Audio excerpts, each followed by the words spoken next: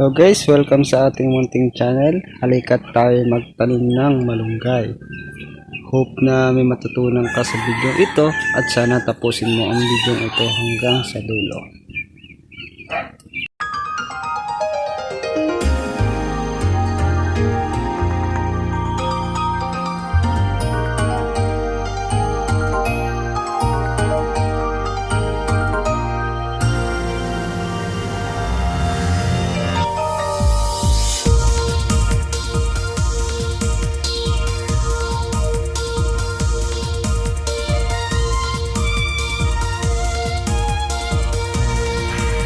Hello guys, halika tayo magtanim ng malunggay. So guys, paano ba magtanim ng malunggay?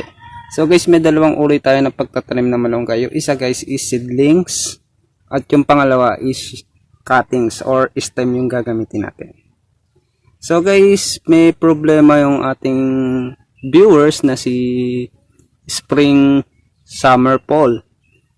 Paano daw magpatubo ng malunggay kasi hindi daw siya nakakapagpatubo ng malunggay. Basahin natin yung comment niya. Kuya, gusto ko magtanim malunggay. Dami stem.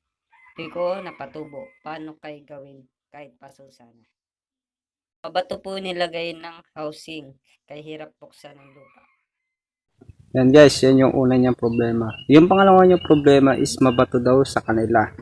Pinagtabunan daw ng housing or siguro ito yung mga pinaglibaan ng mga pader ng bahay tapos itinabon doon, kaya daw mabato.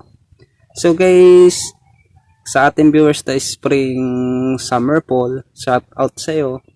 Bali meron akong 3 tips na naisip na pwede kang makapagpatubo ng malunggay. So guys, punta tayo sa tip number 1.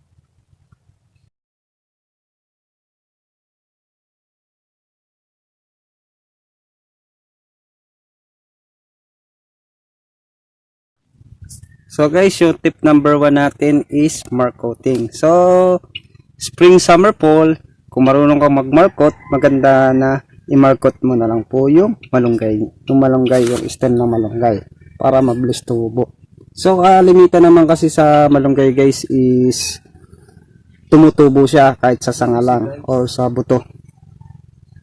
Yan. No?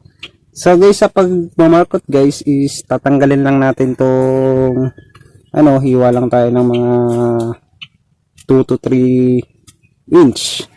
Bawat pagitan, tatanggalin lang natin yung balat, lalagyan natin ng lupa or lupa na galing sa ilog or clayish loamy na lupa. Saka natin babalutan ng plastic. Yun yung tinatawag na mark coating or air layering. So guys, punta na tayo sa tip number 2.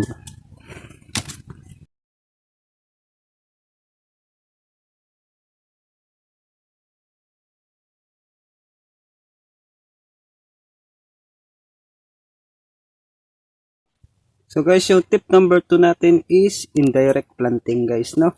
So guys, sa indirect planting is gagamit tayo ng planting bag. O yan. Kasi guys, ina-nursery natin to. Yung sanga ng malunggay. Mas maganda din tong indirect planting dahil yung soil mixture natin, alam natin na mataba. Bali na paghahandaan natin yung paghalo ng lupa. Alam natin yung components ng lupang ilalagay natin dito sa malunggay bago natin siya i-direct planting. Yan guys, ang laging tatandaan guys is tatakpan nyo yung ulo nung pinakaulo ng sanga ng malunggay upang hindi pasukan ng mga insekto or ng tubig.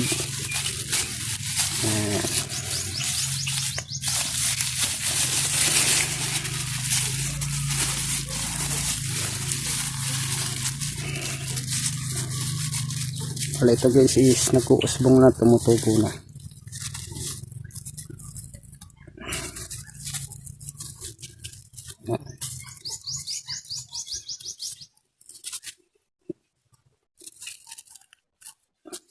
Sa nga pala guys, yung lupang gagamitin natin sa pag-indirect planting natin is nilagyan natin ng chicken manure sa cow manure. Saka natin siya itutusok dito.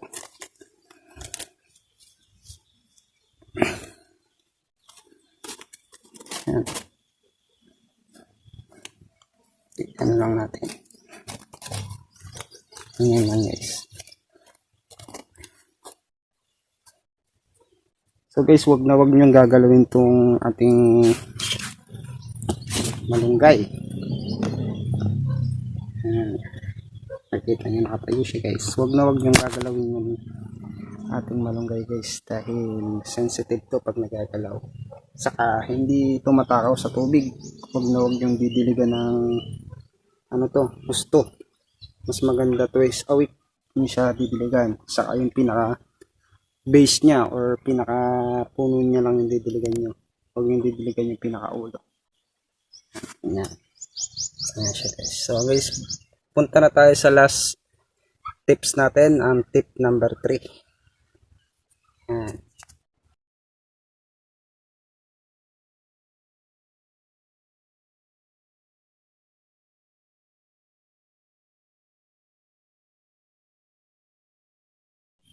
Yung last tip natin guys is magtanim tayo sa gulong or sa DIY wheel pot natin. So guys, meron akong video ng DIY wheel pot kaya pwede nyo bisitahin dito sa aking channel. Ilalagay ko na lang din ito kung paano gumawa nito sa ating description box below, no? So guys, ito yung last tip natin. Dito tayo magtatanim kung ayaw nyo pong magbungkal ng lupa. Bali gumawa na lang po kayo ng DIY wheel pot o pasong gawa sa gulong. Pagpatong-patungin nyo lang at meron na kayo yan. Yan guys, tusok lang natin sa dito. Huwag nyo kakalimutan guys yung takip nito sa pinagputulan sa taas para hindi siya mabulok.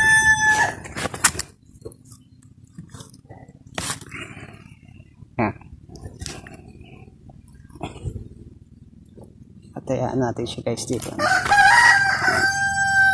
Kusa na lang tutubo yan guys dahil mataba yung lupa natin. At welcome ko pala yung aking mani at malabo na guys. Mag-aani na tayo mga susunod na buwan.